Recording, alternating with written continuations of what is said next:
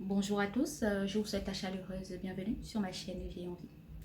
Je me présente, je m'appelle Darly et sur cette chaîne, je traite des thématiques de relations humaines et sociales et de stratégie de vie.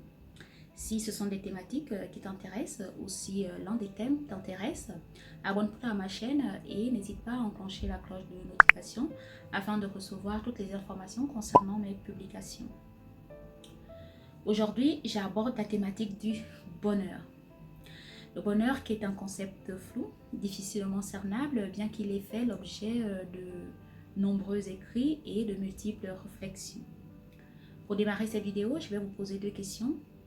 Selon vous, qu'est-ce que le bonheur et qu'est-ce qui vous rend heureux? Voici deux préoccupations auxquelles chacun d'entre nous essaye de répondre à sa manière. Certains cherchent le bonheur dans une forme de consumérisme que nous propose la publicité ou que nous présentent les réseaux sociaux. Malheureusement, la plupart du temps, on se rend compte que le plaisir d'acquisition s'estompe aussitôt que nous possédons un bien. D'autres cherchent le bonheur à travers des connexions sociales. On va à la recherche d'un partenaire idéal avec lequel on souhaiterait fonder une famille idéale et mener une vie heureuse, où on s'entoure simplement des personnes qui nous aiment et que l'on aime. Pour certains, le bonheur se trouve dans des plaisirs simples de la vie. Pour ces personnes, il en faut de peu pour être heureux, comme le dit la chanson. Pour beaucoup d'entre nous, le bonheur se trouve dans la croissance, avancer dans sa vie sociale, progresser dans sa carrière professionnelle, développer son projet entrepreneurial, atteindre à chaque fois un nouvel objectif, se dépasser, sortir de sa zone de confort. Toutes ces expressions peuvent être des titres de livres de développement personnel. On témoigne la notoriété qu'a cette discipline aujourd'hui et qui nous incite, qui nous enjoint à trouver notre vocation, à chercher au plus profond de nous notre mission de vie qui apporterait de la lumière dans nos vies et qui nous conduirait finalement vers ce bonheur tant recherché. Par ailleurs, depuis plusieurs décennies, que ce soit des théologiens, des philosophes, des sociologues, des psychologues, des économistes, des neurologues, et bien sûr des publicitaires, tous tentent de déterminer les facteurs d'une vie heureuse. À ce jour, le résultat de leurs recherches se résume en quelques points essentiels.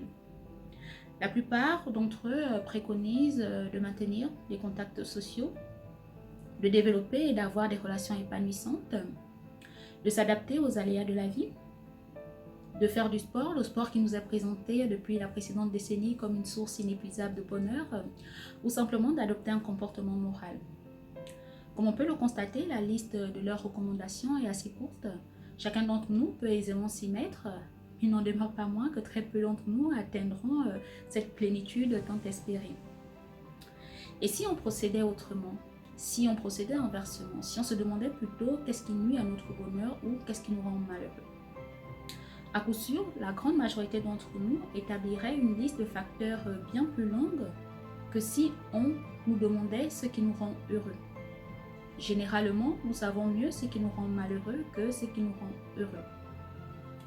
Se concentrer sur les aspects négatifs, bien plus que sur les aspects positifs, est un outil de pensée les plus efficaces. Ce schéma de pensée a un nom, on l'appelle la voie négative. C'est un procédé d'abandon ou de renoncement. La voie négative a du principe que le savoir négatif, ce qu'il ne faut pas faire, est bien plus puissant, plus important que le savoir positif, ce qu'il faut faire.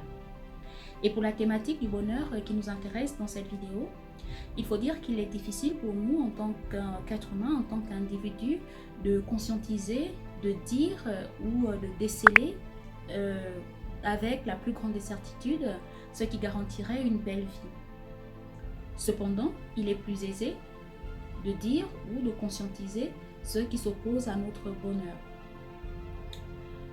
Ajoutez à cela le savoir négatif, ce qui nous rend malheureux, est plus tangible, plus solide, plus immuable que le savoir positif, ce qui nous rend heureux, qui est lui plus insaisissable. Nous savons concrètement ce qui nous rend malheureux, or ce qui nous rend heureux est assez changeant. Une chose peut nous rendre heureux aujourd'hui et 2 semaines plus tard nous rendre totalement malheureux. Du coup, est-ce qu'il ne serait pas plus judicieux, plus intelligent ou plus préférable afin d'atteindre une vie heureuse ou d'atteindre une forme de bonheur, d'emprunter simplement la voie négative, c'est-à-dire d'exclure, de renoncer, d'abandonner tout ce qui nous rend malheureux, au lieu de chercher à chaque fois un bonheur que l'on atteindra difficilement. N'est-ce pas là la voie du bonheur ou la clé du bonheur? Je vous laisse me répondre en commentaire. Pour terminer cette petite vidéo, je vais vous raconter une anecdote. Le pape Jules II, qui était l'un des mécènes de Michel-Ange, lui demanda, lorsqu'il découvrit la statue de David qui avait été sculptée par Michel-Ange et qui, pour le pape Jules II, était un chef-d'œuvre absolu, il demanda à Michel-Ange de lui révéler le secret de son génie.